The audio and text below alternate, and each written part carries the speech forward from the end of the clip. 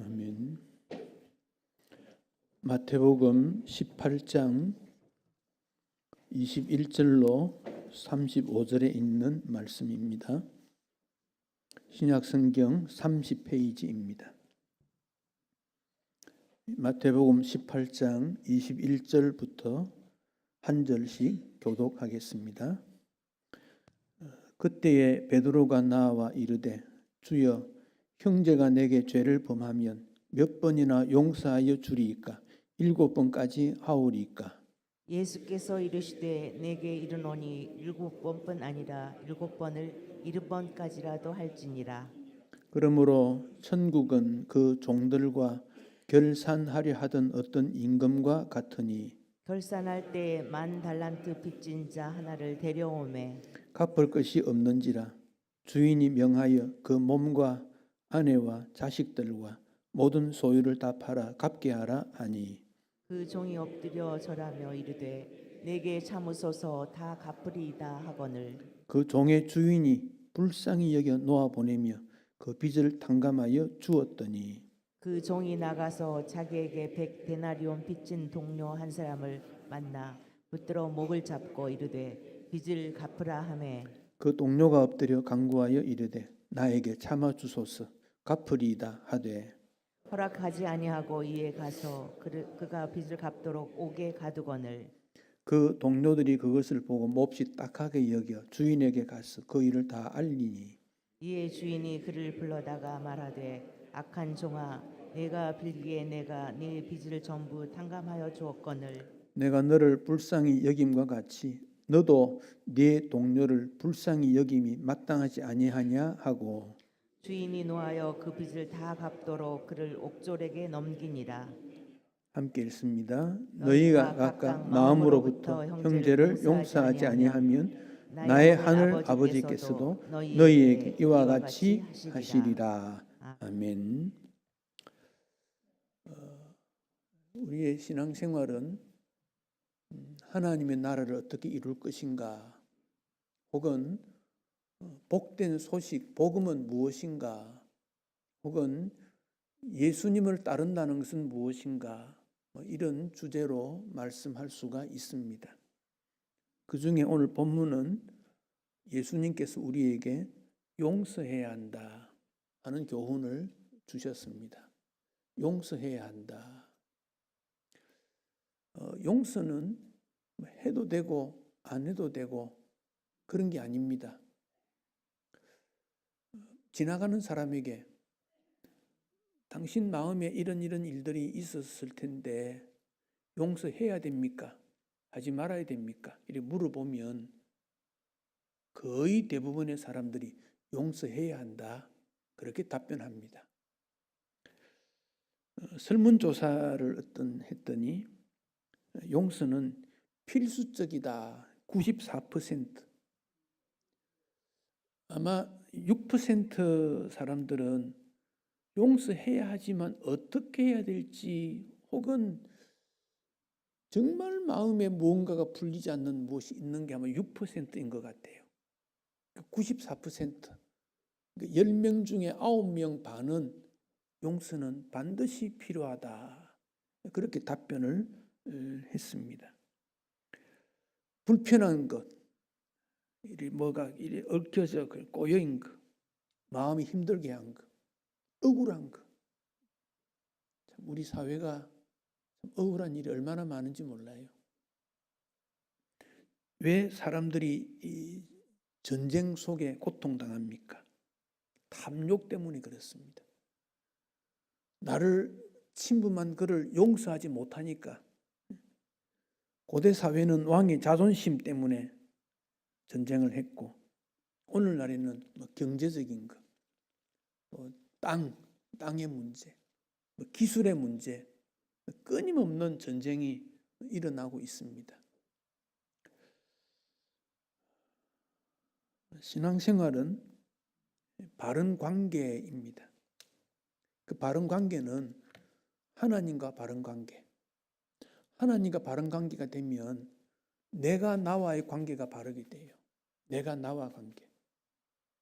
그러면 이웃 관계 바르게 되고, 우리 모두가 바른 관계 이루어지는 것, 이게 신앙생활입니다. 성령께서 교회 안에서는 하나가 되어야 된다. 교회는 하나가 되라. 즉 예수의 보혈로 씻음받아 모인 공동체는 하나이어야 된다. 그런데 교회 역사에 보면 얼마나 많은 분열이 있는지 몰라요. 한국의 140년 선교 역사에서는 한마디로 분열의 역사입니다. 성도끼리는 얼마나 많은 분열과 다툼이 있는지요. 지도자들의 모임도 마찬가지예요. 참 안타까운 일입니다. 용서라고 하는 이 복음의 핵심을 다시 한번 우리가 생각하고 오늘 이 말씀에 임해야 되겠습니다. 오늘 읽었던 성경을 보면 아마 성경마다 조그만 제목이 붙어 있는데 거기 보면 용서할 줄 모르는 종의 비유다. 이런 제목이 있을 거예요. 용서할 줄 모르는 종의 비유다. 저는 제목을 이렇게 바꾸면 좋겠다 싶어요. 용서할 줄 모르는 자의 최후다. 용서할 줄 모르는 최후는 어떻게 되느냐. 35절에 이렇게 말씀했습니다. 같이 한번 읽겠습니다. 너희가 각각 마음으로부터 형제를 용서하지 아니하면 나의 하늘 아버지께서도 너희에게 이와 같이 하시리라. 자, 너희가 각각 한 개인 모두를 말합니다. 마음으로부터 형제를 용서하지 아니하면 하늘 아버지도 너희에게 용서하지 않는다. 뒤집어 봅시다. 너희가 각각 마음으로부터 형제를 용서하면 나의 하늘 아버지께서도 너희에게 용서하시리라. 여기 형제라 말했지만 그 형제의 부모를 바꿀 수도 있어요. 자식도 넣을 수 있어요. 남편도 넣을 수 있고 아내도 넣을 수 있어요. 직장에서 나를 해고시킨 그 상급자도 될 수 있어요. 친구도 될 수 있습니다. 모든 사람들이 그 속에 다 품을 수 있습니다. 그래서 용서는 용서의 열매를 맺는 거지요. 마태복음 18장은 하나님 나라 시민에 대한 교훈입니다.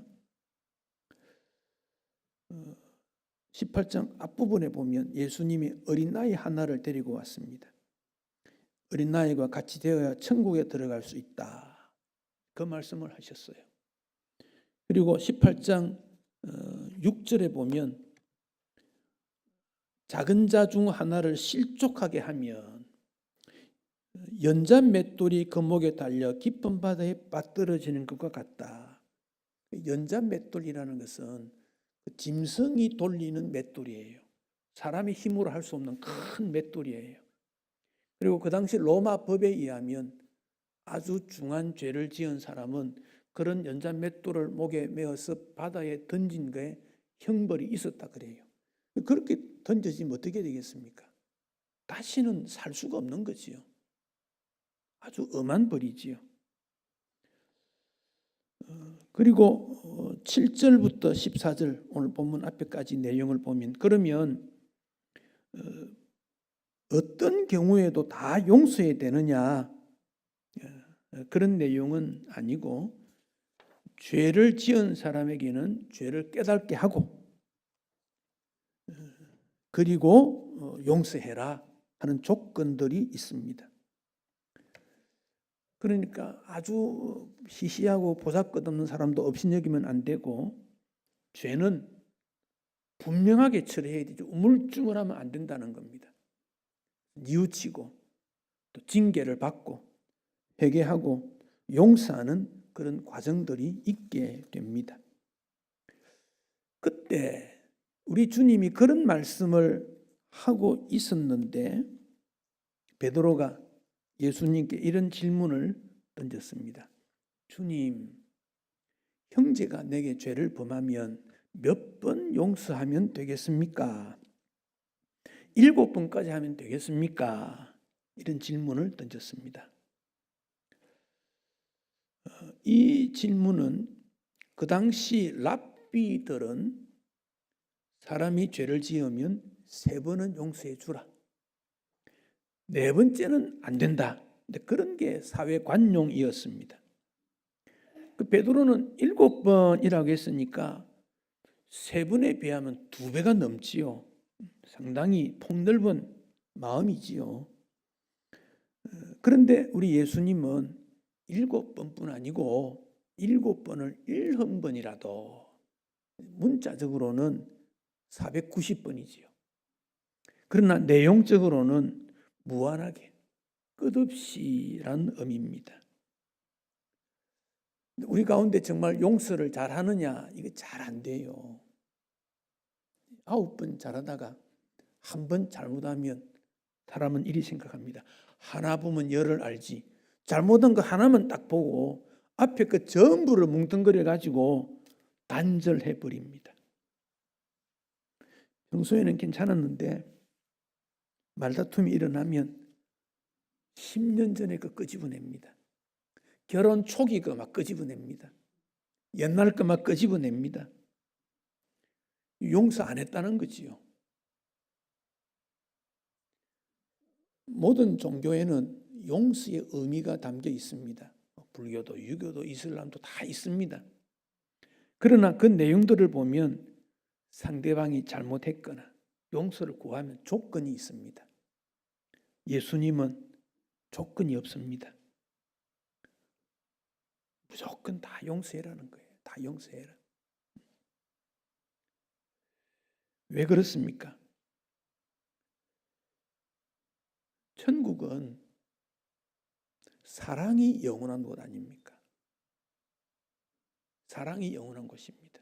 그런데 그 천국에 들어가기 전에 심판이 있어요. 그러니까 23절에 예수님께서 비유를 들었습니다.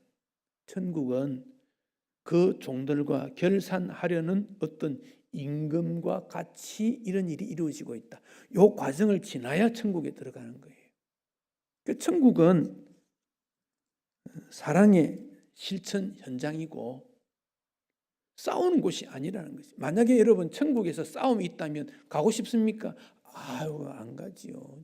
그렇지 않아도 이 땅에 싸움 분쟁이 많은데 천국도 싸운다면 안 가지요. 주말마다 서울 광화문에 분쟁이 일어나는데 그 천국을 경험할 수 있습니까? 갈 수가 없지요.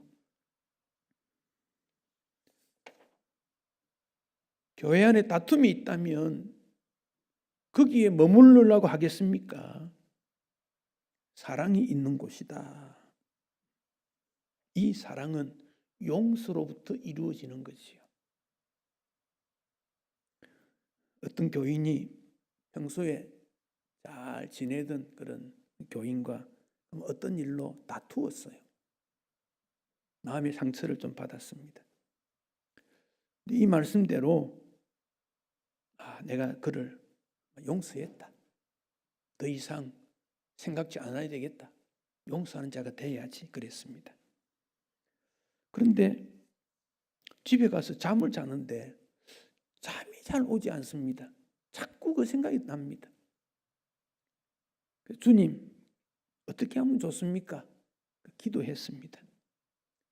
그랬더니 하나님이 이렇게 말합니다. 네가 멱살 잡은 것 놔라. 깜짝 놀랐습니다. 아니 무슨 말씀입니까?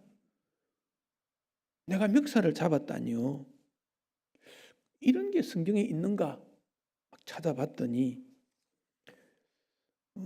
오늘 본문의 18장 28절에 보면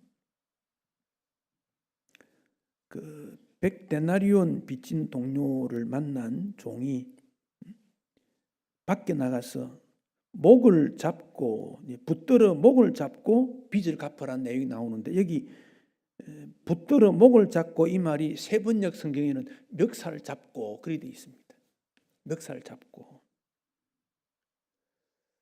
1만 달란트는 용서받았는데 그가 밖에 나가서 100데나리온 사람은 멱살을 잡았다. 그런 말입니다. 그를 32절에서는 악한 종이다. 그리 말했습니다. 악한 종이다. 그는 천국에 들어가지 못합니다. 왜냐?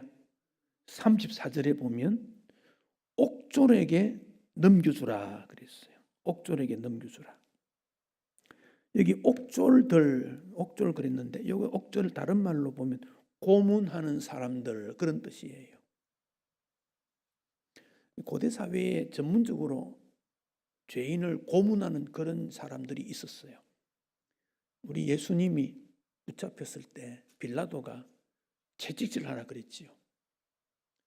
그때 그 채찍 끝에 짐승의 쇠 조각을 이렇게 붙이는 것을 그걸로 칩니다. 그러니까 등에 탁 맞으면 탁 꼽히는 거지요. 뽑으면 등에는 살점이 떨어져 나가는 거지요. 그거 하는 사람이 옥졸입니다. 옥졸. 34절에 빚을 다 갚도록 그를 옥졸들에게 넘겨라. 여러분, 용서에 대한 교훈을 주시면서 용서하지 않는 사람에게 대해서는 이런 고통과 비참함이 있다. 그 점을 우리에게 강조하고 있습니다.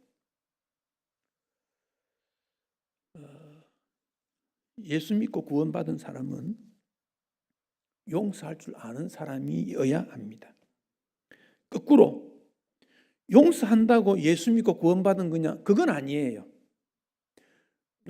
용서한다고 구원받은 거냐? 그건 아니지만 용서받은 사람은 용서하게 됩니다. The forgiven will forgive. 용서받은 그가 용서할 줄 아는 겁니다. 그 용서는 그 사실이 바뀌었기 때문이다. 그게 아닙니다. 내 개인 주관적인 감정의 변화를 말하고 있습니다. 내가 부당하게 여겼다.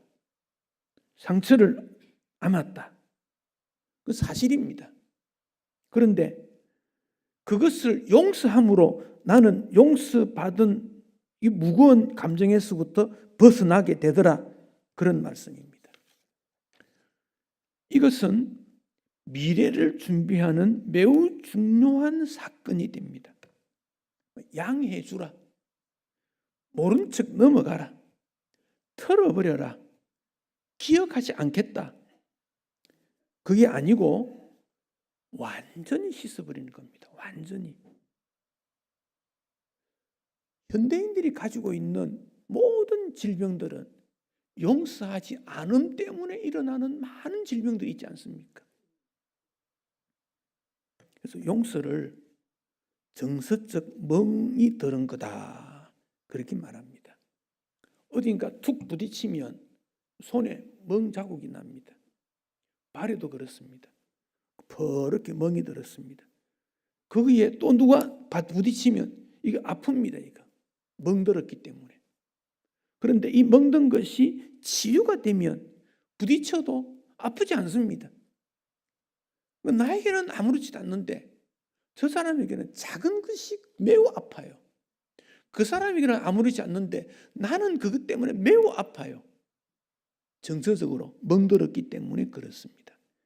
용서는 정서적 멍을 치유하는 겁니다. 조이스 마이너라는 분이 단순함이 주는 기쁨, 신앙생활에 단순함이 주는 기쁨이 있다는 거예요. 이런 내용이 나옵니다. 어떤 분이 교회 가서 신앙생활을 시작했더니 주님께서 용서해 주신다고, 예수 믿음으로 용서하신다고. 그래서 집에 돌아와서 기도합니다. 주님 용서해 주셨습니다. 감사합니다. 또 기도합니다. 어느 날 이런 음성이 들려옵니다. 너가 처음으로 용서를 구하는 날, 나는 너를 용서했는데 너는 아직도 자신을 용서하지 못하고 있구나. 왜 내가 주는 용서의 선물을 받지 않니? 여러분, 용서라는 것은 용서받았음을 누릴 줄 알아야 된다는 거예요. 내가 용서받았다. 자유하게 돼요. 그게 복음만의 자유, 진리의 자유예요. 그런데 용서 안 받았다 생각하면 진리 안의 자유를 누리지 못해요. 여전히 왜 잘못했지? 왜 그때 내가 그랬을까? 안 해야 되는데 그가 왜 나에게 그랬지? 누리지 못하는 거예요. 구약에 보면 이스라엘 백성들은 1년에 한 번 대속죄일이 있어요. 대속죄일. 대속죄일은 하나님으로부터 용서받는 날이기도 하고 이웃 간의 관계에 있어서도 용서하는 날이에요. 이게 대속죄일이에요. 예수님이 이 땅에 오신 성탄을 맞이하는 우리 마음에는 용서하는 마음으로부터 예수님이 임한다는 거예요. 그러니까 우리는 용서의 주관을 정하기도 하는 것이 필요할 것 같아요. 성찬식은 예수님이 나를 위해 죽으셨다, 나는 용서받았다는 것을 기억하는 것이 성찬이고 그것을 기념하는 것이 성찬이에요. 그 성찬은 용서의 주관이에요. 성탄의 계절이 와서 벌써 화려하게 장식들을 많이 했어요. 백화점에 예수님이 제일 먼저 오셨는지는 모르겠어요. 제가 마포 공덕동에 제가 이렇게 걸어보는데요. 저 끝에 가면 화려하게 장식한 곳이 있어요. 그런데 용서가 없으면 그 장식에 예수님이 오시지 않아요. 거기에 오시지 않아요. 용서하는 내 마음에 주님이 임하는 거예요. 용서하는 내 마음에. 어떤 단서나 조건 필요 없습니다. 이유가 없습니다. 그냥 용서하면 돼요. 밥 먹을 때 영양가가 얼마 있고 뭐 단백질이 얼마고 비타민이 얼마고 따집니까? 먹으니까 배부르고 건강한 거예요. 용서하면 간단해요. 그럼 용서는 뭔가 불쌍히 여기는 것입니다. 불쌍히 여기는 것.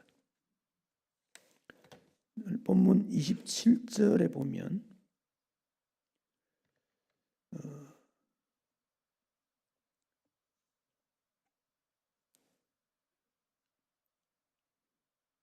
주인이 불쌍히 여겨 놓아 보냈다. 주인이 빚을 탕감해 주었다. 이게 용서입니다. 불쌍히 여겼다. 탕감했다. 여기 빚을 탕감했다 그랬죠. 이 빚을 다른 성경은 죄를 이렇게도 번역이 되어 있어요. 빚을 죄라고도 번역이 돼요. 자, 이게 무슨 말씀입니까? 어떤 종이 평생을 살면서 주인에게 돈을 빌려갔어요. 한 푼, 두 푼 빌려갔는데 그게 얼마냐? 1만 달란트를 빌려간 거예요. 1만 달란트. 그런데 불쌍히 여겨 없는 걸로 해주었다는 거예요. 그 용서입니다. 그런데 이 사람이 28절에 보면 용서받고 주인 집에서 나가다가 동료 종을 봤어요. 그는 100데나리온 빚졌다 그랬어요. 100데나리온과 1만 달란트가 어떤가 계산을 한번 해봐야 돼요.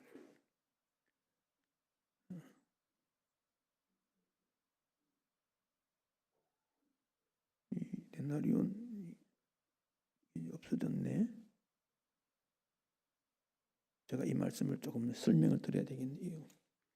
자, 1데나리온은 노동자 한 사람의 품삯입니다. 1데나리온. 100데나리온은 얼마입니까? 100일 동안 일한 거예요. 3개월치쯤 되겠죠.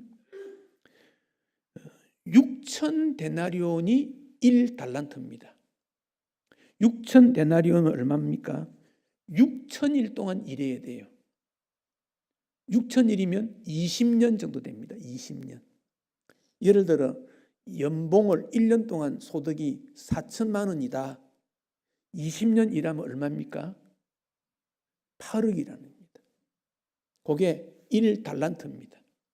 그러면 1만 달란트는 8억 곱하기 1만 해야 돼요. 저는 그 계산을 못 하겠더라고요. 8억 곱하기 1만. 그래서 계산 안 해봤습니다. 계산 못 하겠더라고요. 동그라미가 몇 개 쳐야 될지 모르겠더라고요. 그게 1만 달란트입니다. 이거 어마어마한 거 아닙니까? 이거 생명을 다해도 갚지 못하는 그 정도의 빚이 1만 달란트입니다. 그러니까 그 비유를 듣던 주변 사람들이 아마 비웃었을 거예요. 그 말도 안 된다. 있을 수 없는 일이다. 그렇지 않습니까? 그러면 왜 우리가 용서를 못합니까? 내가 너보다 더 높기 때문에. 내가 너보다 권리가 더 있으니까. 나는 옳고 너는 잘못됐으니까. 감히 너가 나에게 도전을 한다고? 무슨 말입니까? 차별이에요, 차별. 내가 높고 너는 낮다는 거예요. 내가 먼저고 너는 뒤라는 거예요. 내가 더 많고 너는 작다는 거예요. 그러면 용서가 안 됩니다. 용서는 같은 입장입니다. 같은 입장. 똑같다. 똑같다.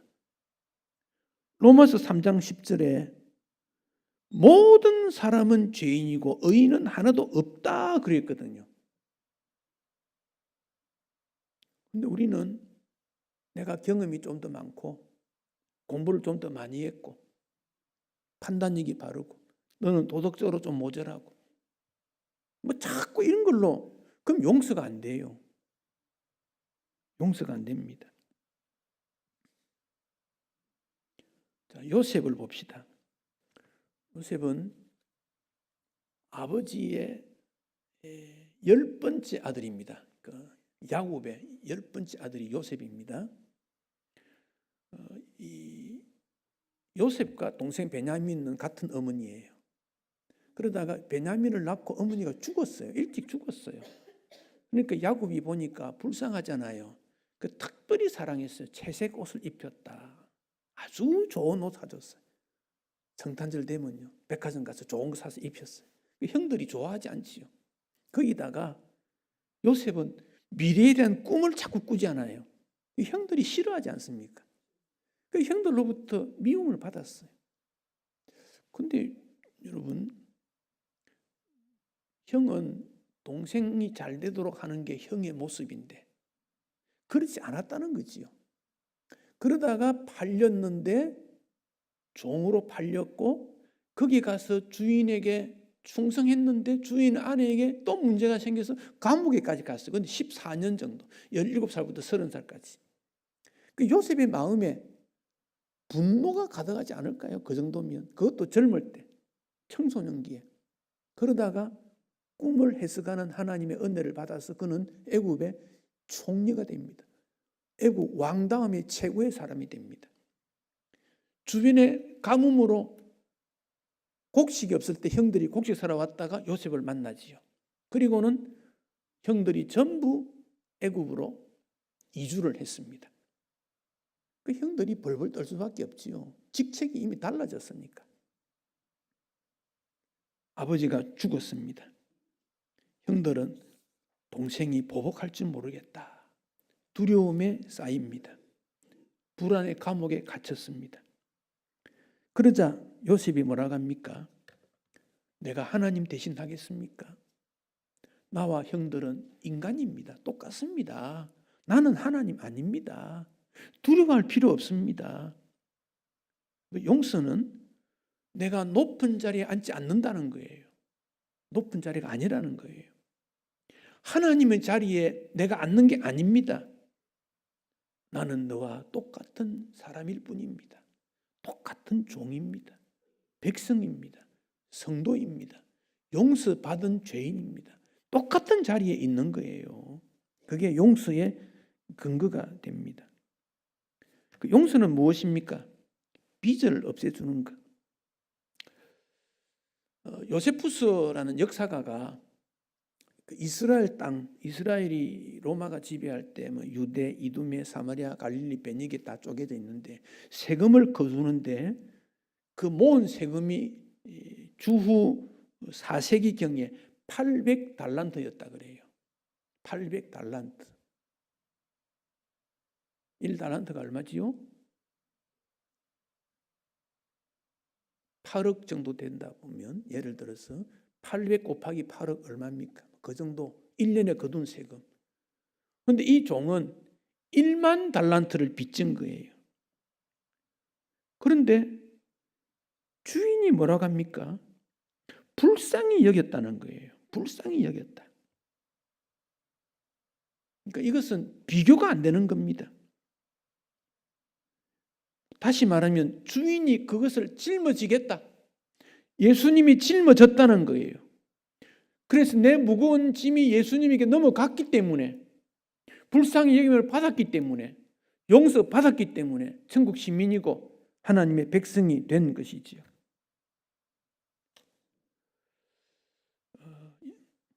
어느 가정에 오빠하고 여동생이 늘 다투었습니다. 작은 일로 다툽니다. 격한 감정도 있습니다. 어느 날 엄마가 둘을 불렀습니다. 누이 동생이 말합니다. 오빠가 사사건건 건드리고 빼앗아가고 부수고 오빠가 그랬습니다. 오빠가 말합니다. 쟤도 그랬어요. 엄마는 말합니다. 나는 누가 먼저 잘못했는지를 묻는 게 아니야. 누가 먼저 그만두려는가? 누가 먼저 화평의 사람이 되는가? 나는 그걸 묻는 거야. 진정한 용서는 내가 먼저라는 데서부터 나오는 거지요. 내가 먼저. 내가 하나님의 은혜를 받았으면 내가 먼저 용서해야 되는 거지요. 왜? 용서가 내 힘으로, 인간 힘으로 안 되기 때문에 그렇습니다. 내 힘으로 용서할 수 있다면 쉽지요. 하나님의 은혜 아니면 용서가 안 됩니다. 용서했다는 행위는 있을지 모르지만 내 감정이 나가지 않습니다. 그래, 용서했다. 그 후에는 저 사람하고 만나지 않을 거야. 그러지 않습니까? 용서 행위는 됐는데 감정이 용서가 되지 않으면 진정한 용서가 아니기 때문에 그렇습니다. 에베소 4장 22절에 옛 사람 벗어버리고, 벗는다는 이 말은 계속 벗는 걸 말합니다. 한 번 벗음으로 되지 않습니다. 새 사람을 입는 것도 마찬가지입니다. 계속 입어야 됩니다. 죄에 붙잡힌 상처, 과거의 고통, 슬픔의 아픔, 절망과 좌절에 있는 옛 사람을 계속적으로 벗어버려야 됩니다. 그리고 의와 진리의 거룩함에 새 사람을 지속적으로 입어줘야 됩니다. 그래야 용서라는 것을 느끼게 되고, 그래야 주님 앞에 나타나게 되는 겁니다. 용서는 상대방을 불쌍히 여기는 것인데, 상대방을 하나님의 형상으로 지음받았다는 것을 인정하는 것입니다. 인간적으로는 변하지 않은 것 같으나 예수의 피가 그를 불쌍히 여기듯이 나도 그를 불쌍히 여기는 것, 용서입니다. 히브리 4장 15절 우리 같이 한번 읽어볼까요? 우리에게 있는 대제사장은 우리의 연약함을 동정하지 못하시가 아니요 모든 일에 우리와 똑같이 시험을 받으신 이로되 죄는 없으시느니라. 그러므로 우리는 긍휼하심을 받고 때를 따라 돕는 은혜를 얻기 위하여 은혜의 보좌 앞에 담대히 나아갈 것이니라. 여기 대제사장은 예수님을 말합니다.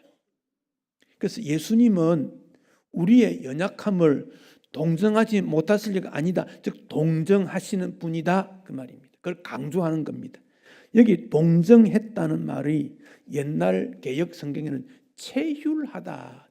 체휼이 더 어감이 있습니다. 한자이기 때문에 그렇습니다. 이 체휼은 몸 체자에 동정할 휼, 몸으로 휼, 동정한다 그런 말인데, 이 휼이라는 단어가 여러 곳에 쓰입니다. 고휼, 불쌍히 여기고 돌봐준다. 구휼, 공공한 사람을 구제한다. 괴휼, 가난한 사람의 음식이나 물건을 나누어 준다. 그래서 이전에 가뭄이 되면 나라 임금이 백성들에게 고휼미, 구휼미를 준다. 뭐 그런 말이 나옵니다. 여기 휼이라는 단어는 마음 신변의 피혈자입니다. 마음의 피가 흐르는 겁니다. 이게. 불쌍히 여긴다는 것은 내 마음에 예수의 피가 흐르는 겁니다. 이게 예수님이 불쌍히 여기신다는 것은, 연약함을 동정하셨다는 것은, 나의 고통과 연약함을 예수님의 피를 흘리는 애통한 마음으로 우리를 흘려주셨다, 피를 흘렸다, 그런 말입니다. 어머니가 자녀를 낳을 때 피를 흘리는 것 똑같습니다. 이게 휼입니다. 휼. 우리는 흔히 그 구제불능이야 그리 말합니다. 하나님의 관점에서 구제불능은 없습니다.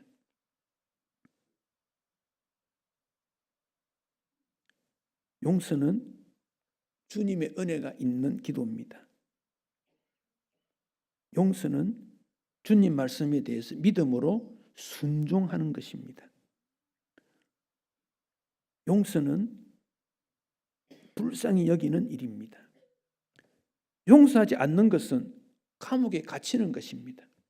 옥졸이 고문하는 자가 나를 감옥에 넣고 매일 고문하는 겁니다. 괴롭힙니다. 그가 편안하겠습니까? 그가 천국을 경험할 수 있겠습니까?